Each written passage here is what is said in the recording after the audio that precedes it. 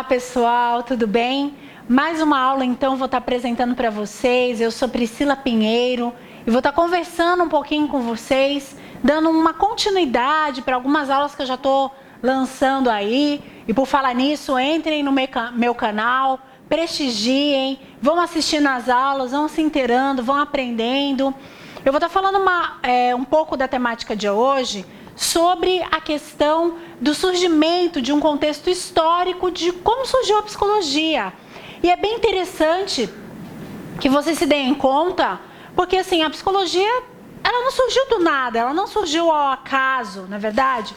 E lembrando aí, teve uma aula que eu falei com vocês a respeito da diferença entre ciência e senso comum.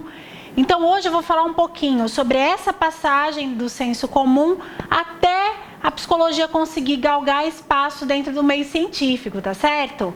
Então venha comigo, olha só. Dentro desse contexto histórico do surgimento da psicologia, eu vou colocar aqui para vocês umas fotinhos, olha lá. E agora eu queria que vocês pudessem pensar como se todos vocês agora estivessem numa grande diáspora e vocês estivessem conversando a respeito das coisas. Olha que interessante a gente sentar e tentar discutir, conversar sobre por que o céu é azul, por que o sol é amarelo, não é legal? É isso que o filósofo faz, meu amigo filósofo, não é assim que você faz? Tô de brincadeira, tá bom? Não me leve a mal, mas olha só, a gente vai falar que esse surgimento da psicologia aí, né, entre os filósofos gregos, vai ser a primeira tentativa que se tem de sintetizar, de sistematizar, de conseguir identificar o que seria a psicologia. E óbvio, né? Pensa junto comigo, você aí como se fosse um filósofo, você imaginar aí, você de vestido, tá certo? Sentado aí numa grande arena e começando a conversar a respeito dos teus sentimentos com os teus colegas. E aí você começa a dizer, onde está o amor? Onde está a infelicidade? Onde está o ódio? Onde está a raiva?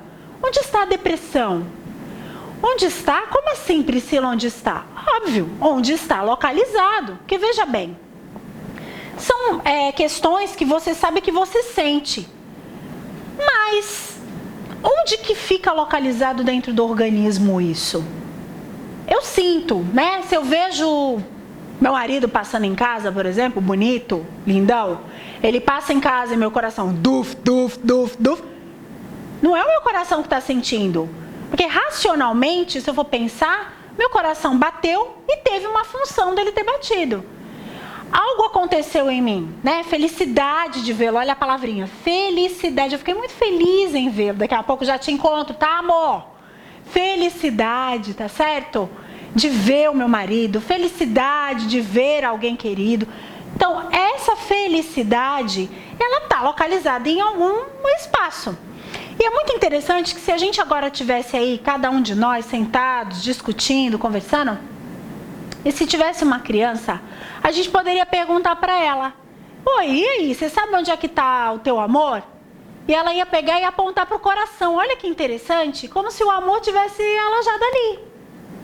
Se você perguntasse para ela onde é que está a felicidade, ela poderia até apontar para o rosto e dar um sorriso, para tentar caracterizar essa felicidade. Mas é muito interessante.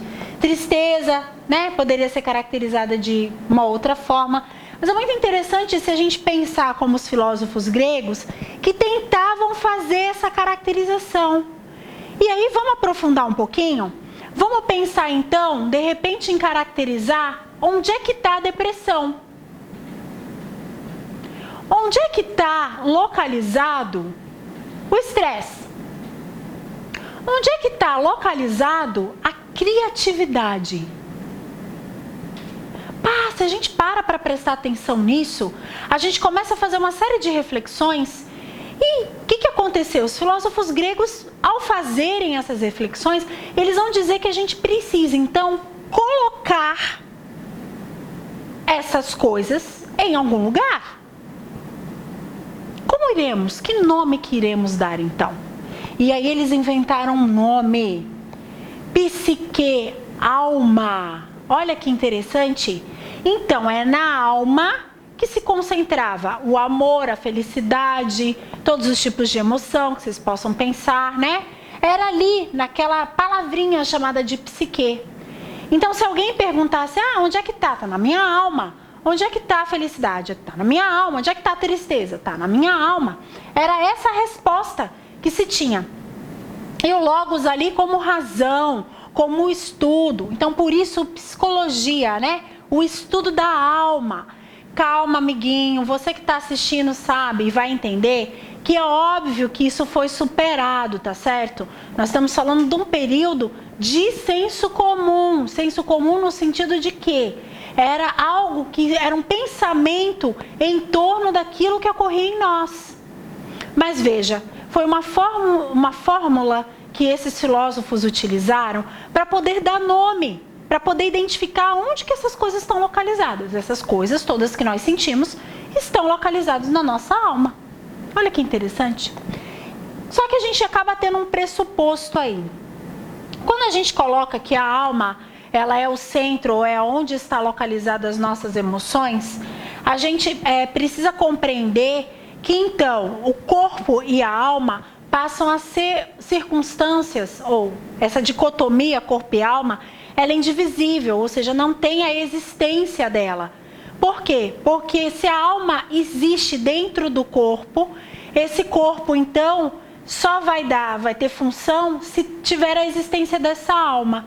E dessa forma, automaticamente, se tinha um impedimento de poder estudar, e aí eu vou falar com vocês de uma forma um pouco mais leve, digamos assim, de se poder estudar a ciência diante desse contexto específico que é essa alma. Essa alma não vai poder ser estudado como ciência, porque como eles são indivisíveis, logo esse estudo não é permitido. Eu só vou conseguir fazer algum estudo, ou aprimorar o estudo, ou tentar identificá-lo, se eu efetivamente não fizer a distinção de um para com o outro. E aí alguns problemas a gente vai enfrentar, depois eu vou explicar sobre, tá? Mas aí o que é mais interessante é que vocês vejam que a gente vai avançar no tempo. Então tirem aí as suas togas, saiam aí dessa condição de vocês sentados em diásporas e vamos lembrar você, meu filho, na Idade Média. Pense você na época das trevas. Sua vida está uma treva? Lembre como é que era na Idade Média, então.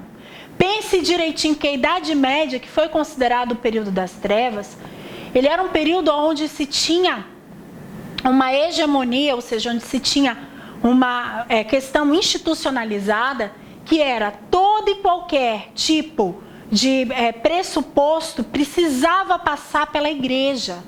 Então, seja desde a questão financeira até a questão de você comprar qualquer coisa em qualquer lugar, precisava passar pela igreja.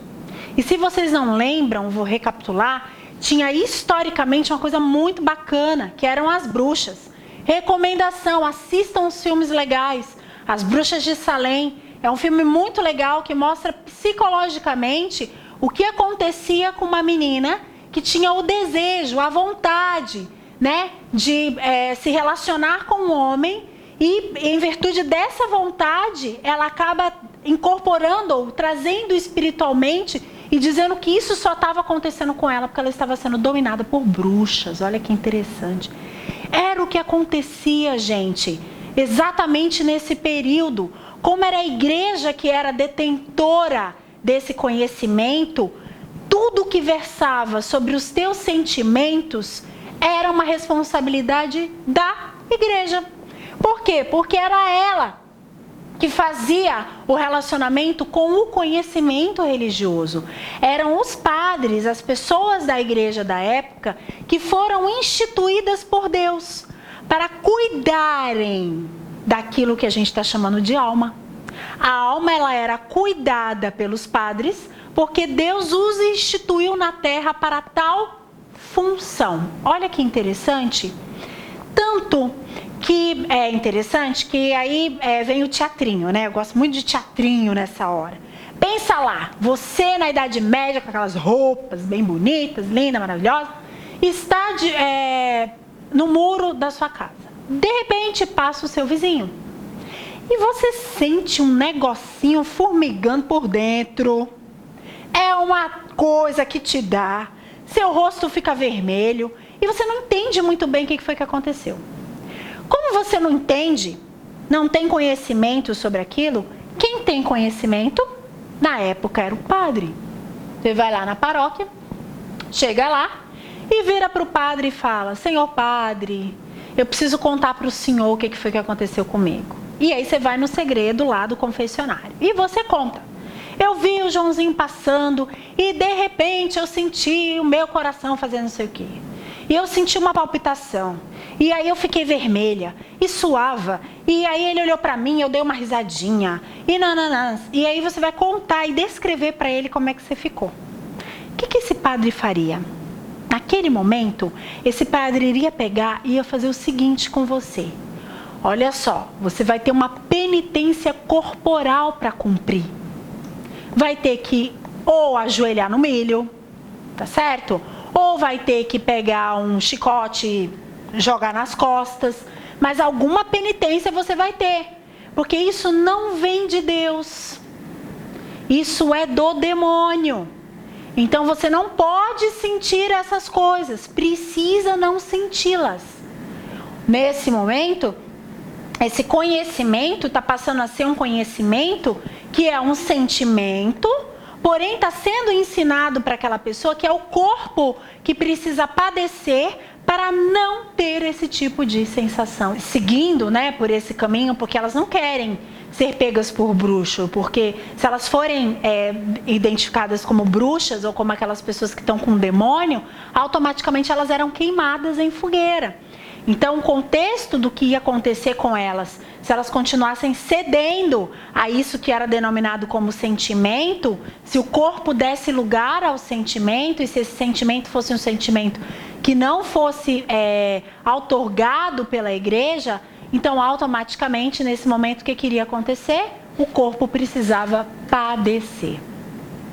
Veja que interessante, que é importante, que como esse conhecimento religioso, ele acaba influenciando aí a psicologia, e aí automaticamente a psicologia então era algo que não poderia ser estudado.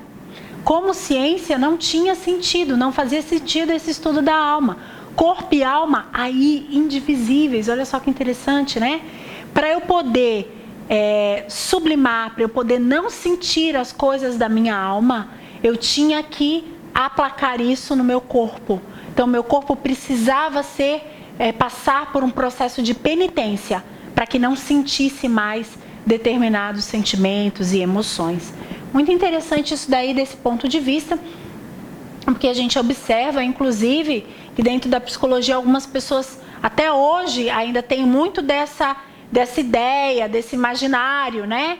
A pessoa às vezes tem um problema específico e outras pessoas acabam agregando e dizendo que é uma questão espiritual, quando às vezes é uma questão psíquica. Então, essa separação foi muito importante de ter sido feita, foi imprescindível ter sido feita essa separação, porque do ponto de vista religioso, não cabe mais a junção da psicologia como ciência. Mas, pasmem vocês, até hoje essa associação muitas vezes é feita.